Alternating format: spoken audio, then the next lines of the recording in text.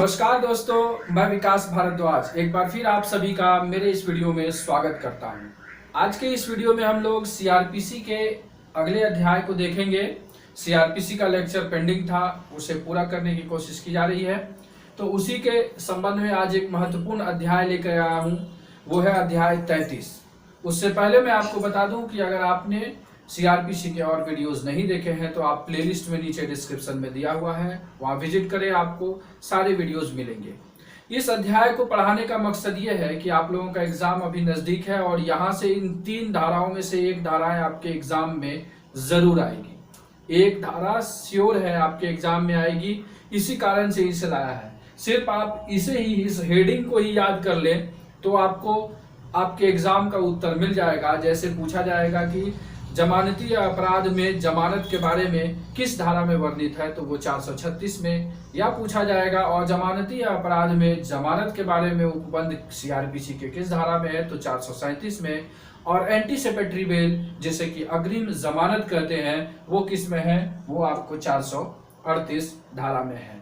लेकिन वीडियो के माध्यम से मैं आपको थोड़ा सा और डिटेल बताऊंगा ताकि आपको इससे संबंधित और भी कुछ सवाल अगर पूछे जाते हैं तो आप आसानी से हल कर सकें।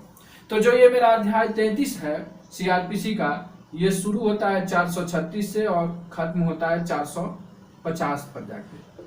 तो इसमें 2 चीजों के बारे में बताया गया है, एक तो जमानत के बारे में, दूसरा बंद पत्र के बारे में बताया गया है उपबंध।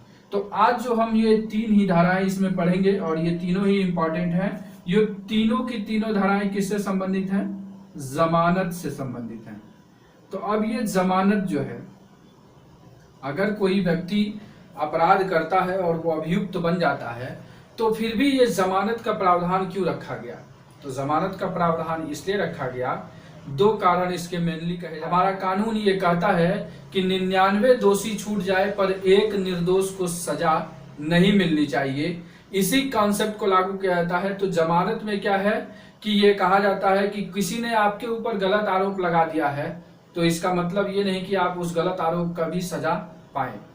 और दूसरा ये कंडीशन कहा जाता है कि जब तक आपके ऊपर, जैसे मेरे ऊपर कोई आरोप लगा है, तो जब तक साबित नहीं हो जाता है तब तक मैं अभियुक्त हूं, एक्यूज्ड हूं, न कि आरोपी हूं। ठीक है, जब मेरे ऊपर आरोप लग जाएगा तो मैं दोषी साबित होऊंगा, दोषी हो जाऊंगा, तो मुझे सजा होगी। तो इस कारण से जमानत को लिया गया है कि जब तक मैं दोषी साबित नहीं हुआ हूं तब तक मैं क्यों अपनी सजा काटूं। तो इस कारण से जमानत का प्रावधान आया है। तो सबसे पहला जो कंडीशन है 436 कहता है किन मामलों में जमानत ली जाएगी। स्पेशली ये जमानती अपराधों के बारे में बताता है।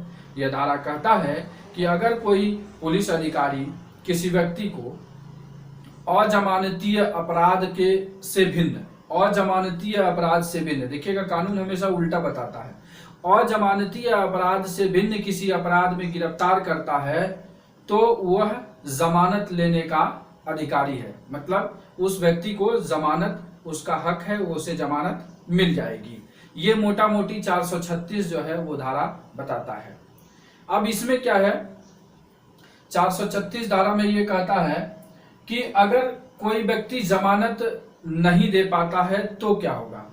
तो एक कंडीशन उसमें दिया गया है कि अगर कोई व्यक्ति 7 दिन तक अपनी जमानत नहीं दे पाता है तो उसे निर्धन माना जाएगा और निर्धन मानने के क्रम में जो है उसे बेल जो है दे दिया जाएगा। लेकिन अब हर व्यक्ति 7 दिन तक जो है कंडीशन कर लेगा कि नहीं बेल मांगेगा तो उसे निर्धन में कर लिया जाएगा? नहीं, उसके लिए भी कुछ कंडीशंस दिए गए हैं जो कोर्ट का अपना पैमाना है, उसके आधार पर वह निर्धारित करता है। तो ये हम लोगों ने देखा 436 सिंपली, जिसमें है जमानतीय मामलों में अपराध के बारे में बताया गया है कि वो जमानती मामलों के अपराध में आपको बेल मिल जाएगी। एंड सेकेंड वन 437 है अजमानती अपराधों की दशा में जब जमानत ली जा सकेगी। मतलब कि अजमानतीय है लेकिन इसमें कंडीशंस बताए गए हैं कि किस कंडीशन में आपको अजमानती अपराध में भी जमानत मिल सकता है। जैसे कहा जाता है कि अगर किसी व्यक्ति को अजमानती अपराध में पुलिस गिरफ्तार करता है और उसे उच्च न्यायालय या सेशन न्यायालय से भिन्न किसी न्यायालय में प्रस्तुत किया जाता है तो वो जमानत ले सकता है। किंतु क्लॉजेज इसमें दिया है, 2 क्लॉज कहता है। पहला कहता है कि अगर उस व्यक्ति के प्रथम दृष्टया से यह पता चलता है कि उसने मृत्यु या आजीवन कारावास के दंड इतना अपराध किया है, मतलब कि उसने जो अपराध किया है उसकी सजा मृत्यु या आजीवन कारावास तक हो सकती है, तो उसे बेल नहीं दिया जाएगा। एंड सेकेंड वन कंडीशन कहता है कि अभियुक्त अगर मृत्यु, आजीवन कारावास या 7 साल से अधिक की सजा वाला अपराध पहले एक बार कर चुका है, या 3 साल से अधिक और 7 साल से कम के अपराध वाला अपराध जो है सजा वाली अपराध 2 बार कर चुका है, तो इस कंडीशन में भी कोर्ट क्या करेगा, जमानत को रोक सकता है। लेकिन कंडीशन, दूसरे कंडीशन में जमानत उसे दी जा सकती है, जमानत उसे दी जा सकती है, लेकिन जब कोर्ट को ऐसा पूर्णतः निश्चित हो जाए कि नहीं, जमानत जो है देना यथाचित है, मतलब उचित है, तभी दे सकता है। और जो दोनों क्लॉजेज है, उन दोनों क्लॉजेज में 3 ऐसे कंडीशन बताए गए हैं जिनको कि बेल दे ही दिया जाता है। जैसे 16 वर्ष से कम उम्र का कोई बच्चा है, या कोई स्त्री है, या कोई शिथिलांग व्यक्ति है, जो पैरालिसिस मान लीजिए, तो इस तरह के व्यक्ति को जो है उन दोनों कंडीशन में भी अजमानती अपराध में भी बेल दे दिया जाता है।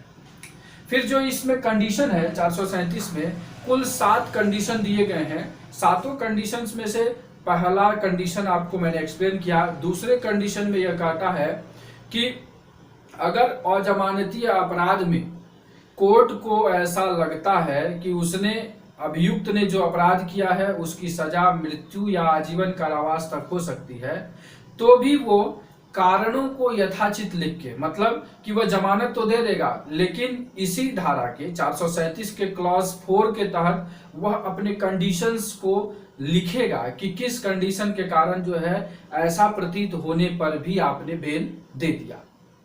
एंड थर्ड वन कहता है कि जो 7 साल या उससे अधिक की अवधि की सजा वाला अपराध में बेल देता है, जमानत देता है अगर कोर्ट, तो उसको कुछ कंडीशंस को फॉलो करने के लिए कहता है। कुछ कंडीशंस जैसे कि वह थाने में हाजिरी देगा, ठीक है, वह उसे परेशान नहीं करेगा, किसे, जिसने की शिकायत किया है। तो इस सब कंडीशन में जो है उनको बेल दिया जाता है। तो ये सारे कंडीशंस इसमें दिए गए हैं, जिसमें कि यह बताया गया है कि अजमानती अपराध में कब आपको जमानत मिल सकती है।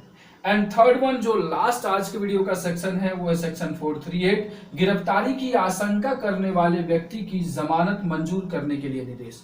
मतलब कि आपने फिल्मों में देखा होगा कि पहले से ही अगर पुलिस किसी को गिरफ्तार करने जाती है तो भाई बहुत गद्दावर आदमी है, उस एरिया का गद्दावर है, तो उस नेता को जैसे गिरफ्तार करने जाती है पुलिस तो उसके मुंह पे एक पेपर मारता है, ये लो जमानत के कागज, तुम मुझे गिरफ्तार नहीं कर सकते हो। वो जो जमानत के कागज देता है वो एंटीसिपेटरी बेल उसी को कहते हैं, अग्रिम जमानत ले लेता है। अगर किसी व्यक्ति को ऐसी आशंका है कि किसी और जमानती अपराध में उसे गिरफ्तार किया जा सकता है तो वह कोर्ट से जा करके अग्रिम जमानत की अनुरोध करता है, मतलब अग्रिम जमानत के लिए अपना एप्लीकेशन आवेदन करता है। कोर्ट भी क्या करता है, युक्त कारणों को देखता है और कारणों को देखने के बाद जो है अग्रिम जमानत तुरंत दे सकता है या फिर कुछ प्रावधानों के बाद उसे मिल जाता है। तो ये है अग्रिम जमानत के बारे में। अब अग्रिम जमानत में क्या है, कोर्ट कुछ चीजों को देखती है, जैसे अपराध की प्रकृति और उसकी गंभीरता के बारे में देखता है। अब जैसे कि कोई जिसने अग्रिम जमानत के लिए आवेदन किया है उसने पूर्ववर्ती किसी प्रकार का कोई संज्ञेय अपराध तो नहीं किया है, तो इन कुछ कंडीशंस को देख करके ही अग्रिम जमानत स्वीकृत की जाती है। और अग्रिम जमानत स्वीकृत होने का मतलब ये नहीं कि खुला घूमने लगेगा, नहीं, उसमें भी कंडीशंस हैं उसके पास। दूसरे मतलब कि क्लॉज 2 में ये बताया गया है कि अग्रिम जमानत मिल गई है तो ऐसा नहीं कि आप विदेश स्विट्जरलैंड घूमने चले जाए, नहीं, अग्रिम जमानत मिल गई है, आप भारत से बाहर नहीं जाएंगे। अगर पुलिस आपको अपने पास किसी प्रकार का रिकॉर्ड मेंटेन करने के लिए, स्टेटमेंट के लिए बुलाती है, यथाचित आप सहायता करेंगे, आप वहां पहुंचेंगे। तो कुछ ऐसे कंडीशंस हैं, उस कंडीशन के साथ जो है अग्रिम जमानत मंजूर की जाती है। तो आज के इस वीडियो में हम लोगों ने 3 महत्वपूर्ण धाराएं देखी। एक सवाल आपका पक्का हो गया। पहला 436 जिसमें जमानती अपराध में जमानत के बारे में बताया गया है, एंड 437 जिसमें अजमानती अपराध में जमानत के बारे में बताया गया है, and last one that is 438 गिरफ्तारी की आशंका करने वाले व्यक्ति की जमानत मंजूर करने के लिए जो क्या कंडीशन है उसके बारे में, दैट मीन्स एंटीसिपेटरी बेल के बारे में। आशा करता हूं कि आप इन तीनों धाराओं को समझ गए होंगे। अगर आपने समझ लिया है तो वीडियो को लाइक करिएगा, और अगर आप मेरे वीडियो पे पहली बार आए हैं तो इस चैनल को सब्सक्राइब करिएगा। ये चैनल आपको जीतने में काफी मददगार साबित होगा। अंत में इस वीडियो को ध्यानपूर्वक देखने के लिए आप सभी मित्रों का प्रेम पूर्वक धन्यवाद।